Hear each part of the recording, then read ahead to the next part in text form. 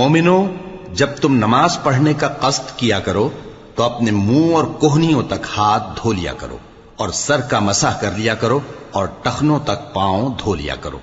اور اگر جنابت کی حالت میں ہو تو نہا کر پاک ہو جایا کرو، اور اگر بیمار ہو یا سفر میں ہو یا کوئی تم میں سے بیت الخلا سے ہو کر آیا ہو یا تم نے عورتوں سے مقاربت کی ہو،